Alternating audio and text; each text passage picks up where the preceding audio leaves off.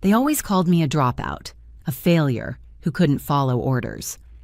At every holiday dinner, they raised their glasses to my sister's promotions and looked through me like I was already gone. So when I sat quietly in the visitor bleachers at Fort Garnett, no one expected anything least of all her. The drills stopped mid-stride. Sergeant Frey cut through the cadets like a blade and saluted me in front of everyone, Commander Hale, ma'am. Gasps rippled, rifles slipped, and Cambria's face drained white. I only said 6 words, calm, steady, deliberate. I'm off duty. Keep this quiet. But by nightfall, the whispers weren't about her anymore. They were about me, the sister they buried too soon. It didn't start with a salute. It started with silence, the kind that hums under your skin at family dinners when your name never makes it into a toast. Every Christmas, Dad lifted his glass and praised Cambria. To the daughter who makes us proud, he'd beam. The room would clap. The silverware would rattle, and I'd feel the weight of my fork grow heavier in my hand. My name was never mentioned. At best, Mom would smile at me politely, as though I were a guest instead of her blood. I wasn't invisible. I was something worse, a shadow cast by their golden child. But it wasn't always that way. I used to think if I worked hard enough, I could earn my place at their table. At 16, while other kids were sneaking beers behind the gym, I was running laps in combat boots that left blisters the size of quarters. At 19, when most of my friends were figuring out majors, I was memorizing rifle serial numbers and folding uniforms until my fingers cracked. I believed if I endured the pain long enough one day, my parents would finally look at me the way they looked at her. What they never saw was how much I gave away just to stay standing. I remember the barracks, how the air always smelled faintly of bleach and burnt coffee. The fluorescent lights hummed above us, a mechanical heartbeat that never slowed. I remember holding my breath during inspection, praying my bed corners were sharp enough, my boots polished enough, my posture unshakable. Every detail mattered, and still none of it was ever enough. The panic crept in slowly. At first it was harmless, a jitter in my hand, before a night march, a flutter in my chest when the whistle blew. Then it escalated. My palms locked so tightly, my nails dug crescents into my skin. My throat closed mid-exercise. I'd stare at my squad mates, their faces blurred, their voices warped, while mine stayed frozen in a body that wouldn't obey. It was during a night drill that everything finally snapped. The instructor barked, "Move," but my legs refused. The radio cracked. I tasted blood where I'd bitten my lip. The laughter that followed was worse than the failure itself. Civilian material my commanding officer muttered loud enough for the whole squad to hear. The words stuck like shards in my lungs. By dawn, I had made my choice. I didn't storm out. I didn't argue. I packed in silence. One uniform folded with surgical precision, one pair of boots left by the door like offerings at a shrine. No note, no slam, just absence. My parents told the story differently. To them, I cracked under pressure. I was the Hale daughter who couldn't handle discipline. It was easier for them to say I'd failed than to admit I'd walked away on my own terms. Failure gave them closure. My silence gave them control of the narrative. What they didn't know was that I hadn't just walked away. I'd walked into something else. The office was small, windowless, painted in a shade of gray that felt intentional. They asked no questions about why I left. They only asked if I was willing to disappear. I signed the papers with a hand that still shook from panic, and in exchange, the world erased me. My name was scrubbed from records, my files sealed. To the public, I ceased to exist. They called it Echo, a program that thrived in shadows where silence was not weakness, but weapon. No parades, no medals, no one to clap at family dinners. Just missions that mattered to people who'd never know my name. The work was brutal in its simplicity. A foreign dialect memorized overnight. A new face built from a haircut, an accent, a borrowed jacket. A listening device planted in a conversation no one would ever admit happened. My body carried the scars, faint burns, a thin line across my shoulder blade, but I never let them show. By 36, I wasn't a dropout. I was a strategist. I saw patterns before others saw chaos. I mapped the field before anyone moved. I wasn't weak. I was necessary. But at home, in that old house with the crooked mailbox, I was still the girl who couldn't cut it. And every time they raised their glasses to Cambria, I sat in silence, letting them believe I had crumbled. Because sometimes, surviving requires letting the world mislabel you until the day the truth steps back into the light.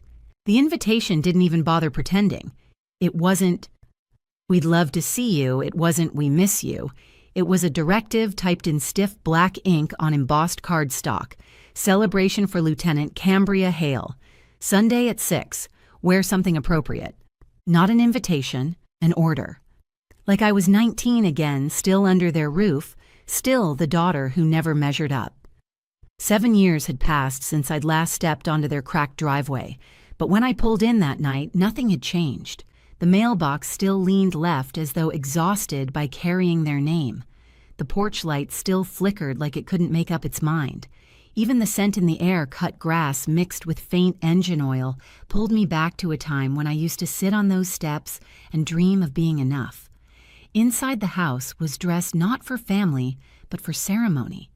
Banners stretched across the dining room wall. "Congratulations, Lieutenant Cambria Hale." A slideshow flickered on the television, cycling through photographs of my sister in crisp uniforms, mid-salute shaking hands with officers whose names I'd once memorized. Her smile was radiant polished. In every frame, she looked like the daughter they wanted. Not one photo of me, not a single trace that I had ever worn. The same uniform bled, the same blisters carried the same weight. To them, my existence had been edited out as though failure itself could be erased by omission. Dad spotted me first. He didn't hug me. He didn't even stand. He just asked, "So, what are you doing these days?" His tone was casual, but his eyes were already drifting back to the slideshow, as if my answer wouldn't matter anyway. Before I could respond, he launched into Cambria's achievements, her latest field scores, her placement in the top 10%. Mom nodded proudly, clutching her glass like it was proof of her own success. Aunt Kendra smirked from the buffet table and, without missing a beat, said, "Didn't you used to play waitress at Applebee's? Looks like it stuck." Laughter fluttered through the room, polite and cruel at the same time. I smiled back, steady, unshaken. "I'm better at serving now," I said, coolly letting the words hang in the air like a blade. Some caught the edge, most didn't. Then came the moment that always arrived like clockwork. "Morgan, can you grab some extra forks from the kitchen?" someone asked. "And then water too, please. The table's empty." No one else moved. No one asked if I minded. It was assumed. It always was. So I went. The kitchen smelled of cinnamon and baked ham, thick in the air like approval I'd never receive. I filled the glasses, gathered the forks, and listened to Cambria's laughter ripple down the hallway. Her voice was lit by admiration, while mine was drowned out by the sound of water hitting glass. When I returned, every seat at the table was taken. The name cards had been neatly arranged, deliberate in their exclusion. Mom blinked at me, feigning surprise at my existence. "There's a folding chair on the porch by the grill," she said, as if it were perfectly reasonable. So I sat outside. The metal chair was cold against my legs. The propane tank hissed softly nearby, carrying the sharp scent of gas. Through the window, I could see them raising glasses again, toasting Cambria, while my reflection hovered faintly in the glass present, but never included. For a moment, I let the bitterness rise. 7 years gone, and nothing had changed. I was still the shadow at the edge of the celebration. Still the daughter excused from the story. Then my coat vibrated. Not with a phone, no one in that room would have called me anyway, but with the secure pulse of a device stitched into the lining. A single buzz, sharp and coded. I slipped my hand inside, pressing the concealed screen. The message was short, clinical observer assignment issued. Echo protocol, Fort Garnett, initiate passive assessment. I read it twice, the words sparking something deep inside me. The timing wasn't coincidence. While my family toasted Cambria, I had just been assigned to the very base she called home. A slow smile touched my lips. They thought I was nothing more than a dropout who once carried trays of food. They thought seating me on a porch meant exile. But the truth was, sitting in the palm of my hand, a mission that tethered me to the world they swore I couldn't survive. I wasn't back home for their forgiveness. I wasn't here to prove myself at their table. I had returned because the same country that erased me still needed me. And this time, the war I was fighting wasn't just across oceans or behind sealed doors. It was inside my own family's myth, ready to fracture under the weight of truth. Fort Garnett didn't look like much from the outside, just another sprawl of chain-link fences, dust-swept yards and brick buildings, sun-bleached into sameness. To most people, it was a base like any other, a place for cadets to sweat and salute. But to me, it was a map with invisible coordinates, a place I already knew how to enter without leaving footprints. I arrived in silence. Tactical slacks, plain black windbreaker visitor's badge clipped to my chest. Neutral. Invisible. I didn't need rank stitched on my sleeve. I carried clearance in the serial code tucked discreetly into my pocket. No one gave me a second glance as I moved through the south gate, and that was exactly how I liked it. Cambria's unit was on the lower range boots, striking the dirt in unison. Her chin, lifted eyes sharp, every line of her posture screaming confidence. I watched her for a moment, remembering how I used to drill the same way, measuring myself against expectations I could never meet. She didn't notice me. Or maybe she did and chose not to. Either way, it didn't matter. My presence wasn't for her. Sergeant Mason Frey noticed. He always noticed. His reputation was carved from the bones of broken cadets. He was infamous for spotting weakness before recruits even realized they had it. That morning, his gaze cut through the formation and landed squarely on me. He didn't hesitate.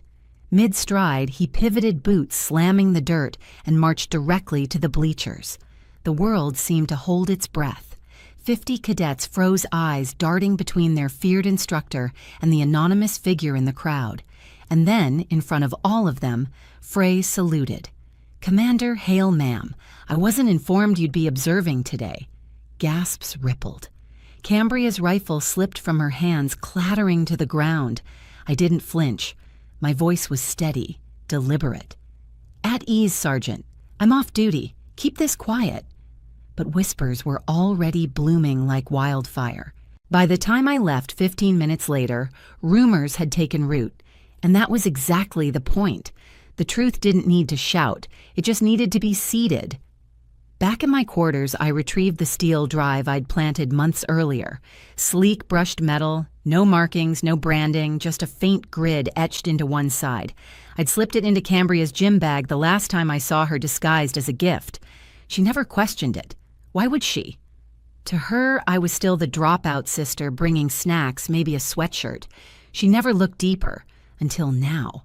The drive wasn't a keepsake. It was a tripwire one designed to activate only if someone tried to dig where they shouldn't. And Cambria, in her restless curiosity, had finally touched it. The system pinged instantly, alerting me across encrypted channels. Unauthorized access, internal breach, not by a foreign actor, but by my own blood. I sat back in the stiff chair, staring at the metadata, scrolling across my screen. At first glance, it was nothing more than a blip cadet-level clearance nibbling at a classified file. But the signature beneath it told a different story. Curtis Vaughn. The name sent a cold weight through me. Vaughn had been a civilian contractor years back. Genius coder, dangerous opportunist. I'd flagged his unauthorized injections into the Echo interface, and just like that, he vanished, terminated quietly off the books. Or so we thought. But the code was still alive, buried in dormant nodes waiting for the wrong hands to trigger it. Cambria's hands. I should have been angry, furious even. Instead, I felt something heavier inevitability. Vaughn hadn't planted this landmine for random cadets. He'd planted it for me. He wanted the breach to ping my retired clearance, to frame me as compromised, to drag me into the light I'd spent my life avoiding. And my sister had handed him the perfect door. Still, I didn't call her. I didn't march into her barracks and demand an explanation. That wasn't how Echo worked. Silent counterattack required patience. You don't confront a storm head-on, you watch it, measure it, and move only when the map reveals the path. So I dug. Line by line, I decrypted the data, stripping away Vaughn's sloppy camouflage. His signature was everywhere like fingerprints smeared across glass. He wanted me to see it. He wanted the tribunal, the humiliation, the fall. Fine. Let him think he'd written the story. I'd let the system believe I was compromised. Let the whispers spread, let the tribunal convene. And then when every eye was on me, I'd turn the trap back on him. That's the art of silence.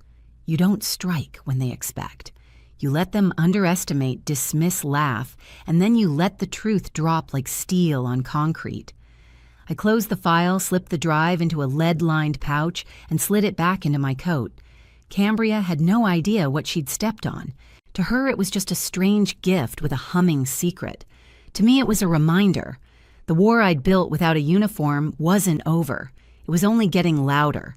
By sunrise the next day, Fort Garnett was already humming with tension. It wasn't the drills or the marching, it was the whispers. Commander Hale, isn't she the dropout? No, she's Echo clearance, I heard. Then why was her file locked? Everywhere I walked, conversations, stiffened eyes darted away too late. I knew the rhythm of a smear campaign. Vaughn had already set it in motion. Cambria tried to pretend nothing was different. She drilled her cadets twice as hard, her voice sharper than usual, her posture a perfect replica of control. But I saw the twitch in her jaw, the way she avoided looking at me across the yard. She was unraveling, caught between the sister she thought had failed and the commander she couldn't deny. By evening, my parents called. I didn't answer, but their voicemail was predictable. Dad's voice clipped and smug. Whatever you've gotten yourself into, Morgan, leave Cambria out of it. Don't drag her down with you. As if I hadn't spent years keeping my storms from touching her. The tribunal notice came the next morning. A summons stamped and sealed, requiring me to appear before the oversight board. No details, but I didn't need them. Vaughn's fingerprints were all over this. He'd laid the trap years ago, and now he was tightening it around my throat. The chamber was designed to intimidate wood-paneled walls, fluorescent lights that flickered just enough to feel hostile, a row of officers seated like judges in an old courtroom drama. Cambria sat in the back shoulders, stiff eyes hollow. Sergeant Frey stood by the wall, arms crossed, unreadable. And then Curtis Vaughn walked in. He looked almost ordinary, gray suit-trimmed beard eyes that flickered with the smug control of a man who believed he'd already won. He carried a folder so thick the metal clasp strained against the paper. When he spoke, his voice was calm, rehearsed, clinical. This tribunal will hear evidence regarding Commander Morgan Hale's failure to disclose civilian casualties during Operation Halbert Vaughn, announced sliding a redacted report onto the table. He pointed to a blacked-out paragraph. This section, scrubbed by Commander Hale herself, concealed fatalities caused by her indecision. She buried the record to protect her career. Gasps rustled through the room. I sat perfectly still. The presiding colonel turned to me. Commander Hale. How do you respond? I don't. My voice was steady. Not yet. That unsettled them more than any denial would have. Vaughn smirked, confident he'd pinned me. He didn't realize silence was my strongest weapon. For the next hour, Vaughn paraded evidence documents, timelines, blurry fragments of comm logs, all curated to make me look like a woman who'd abandoned her duty. He framed my absence from records as proof of guilt. He painted my reassignment to strategy as punishment, not promotion. He used every hole in Echo's secrecy as a noose. Through it all, I didn't flinch. I let him build the case higher and higher, brick by brick, because I knew something he didn't. Walls built on lies collapse under their own weight. When the colonel finally asked if I had anything to say, I slid a single laminated sheet across the table. Vaughn's name, his timestamp, his authorization on the directive to clear the perimeter without recon. You gave the order, I said softly. Then you cut the comm line. Not to save lives, but to make sure no one could question you. The silence that followed was suffocating. Vaughn's smugness faltered just slightly, but he recovered quickly. "Forgery," he said. "An old printout. Anyone could have faked this." And that was when Frey stepped forward. His boots echoed across the chamber. He requested permission to play an audio file. Static filled the room. Then my own voice cracked through firm and unshakable "hold fire." Possible civilian presence. Wait for recon confirmation. No one moved. No one breathed. The colonel's face paled. Vaughn's jaw clenched so tight I could hear his teeth grind. And in the back row, Cambria's hands trembled in her lap. But Vaughn wasn't finished. He leaned forward, eyes sharp. Even if she said those words, the fact remains her clearance has been compromised. Unauthorized access was triggered from inside this base. And who else could have planted the device but Morgan Hale? The board murmured. The trap was tightening again. He was clever turning Cambria's mistake into my alleged sabotage. I didn't look at my sister. I didn't need to. I already knew she was sitting there suffocating under the weight of what she'd done, terrified to speak. This was the storm Vaughn had planned. Evidence stacked, family whispers fed, loyalty tested. He wanted me dragged into the open, broken in front of the same family who had called me a failure. But he underestimated me. He always had. Because while he played checkers with accusations, I'd been mapping the board for years. And the next move wasn't mine. It was Cambria's. The chamber smelled of varnished wood and recycled air, sharp and stale at the same time. Every sound was amplified.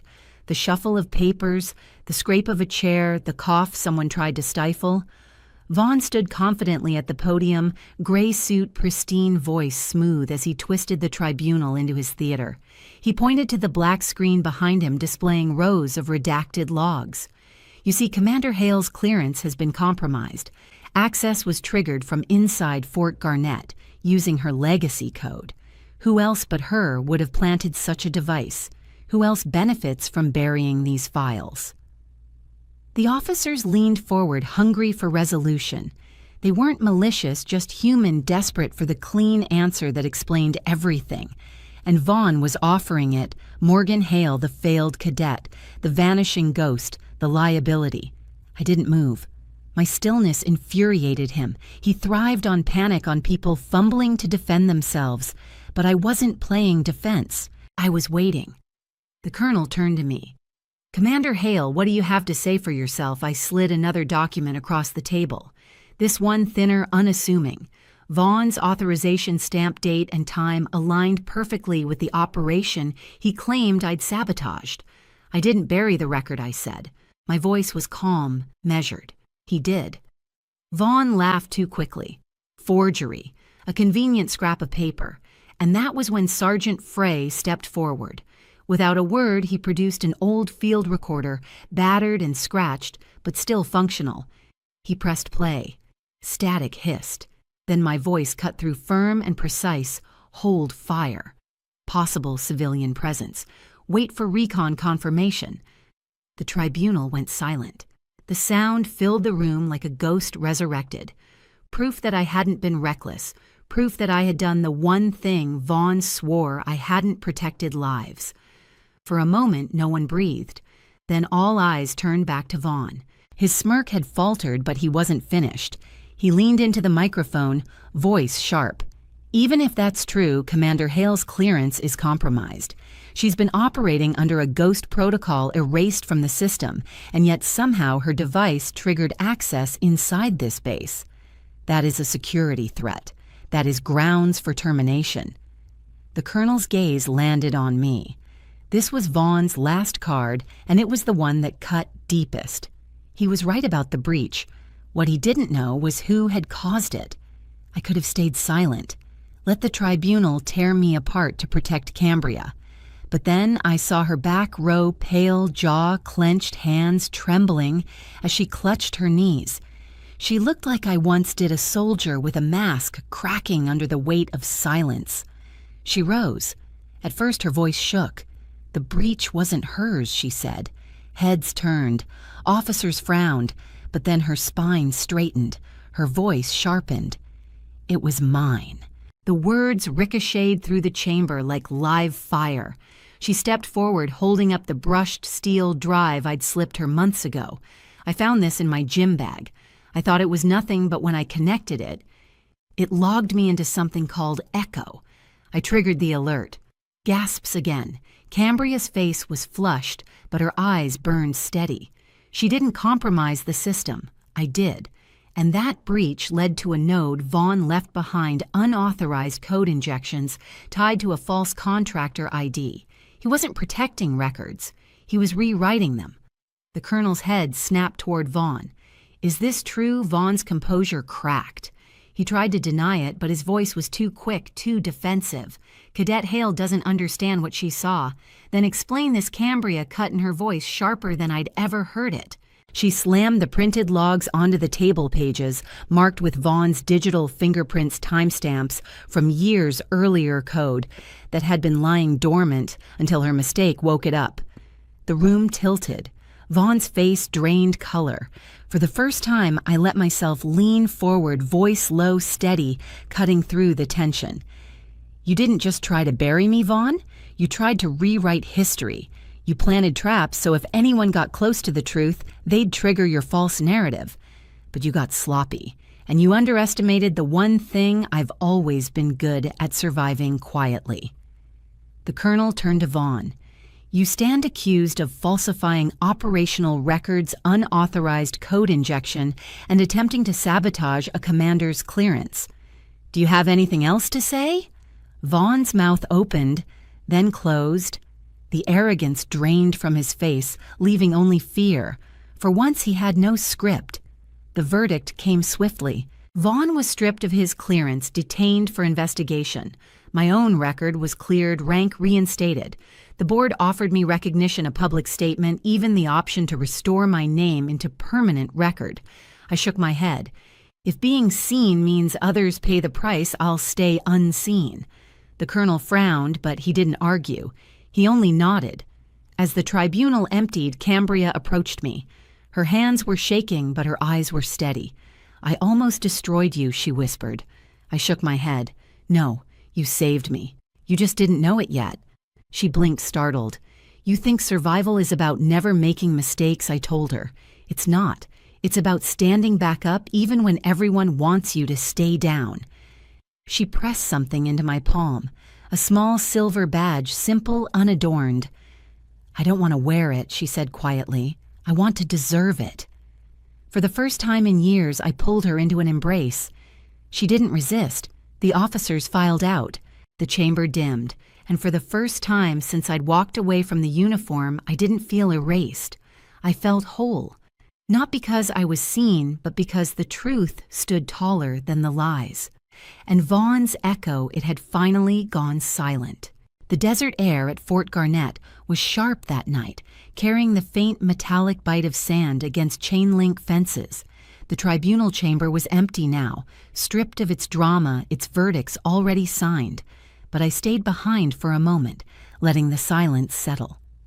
Cambria found me at the airstrip, her uniform jacket still buttoned too tightly, as if she believed rigidity could keep her from unraveling. Her eyes met mine, uncertain, searching. For years, she'd been the daughter lifted in toasts while I was the warning, the shadow. But tonight the lines between us blurred. She held out her hand. In it rested a small silver badge, polished but unadorned, not tied to rank or record. They gave this to me, she said, her voice quieter than I'd ever heard it. A symbol of leadership. I looked at it then, back at her. You earned it. Her jaw tightened.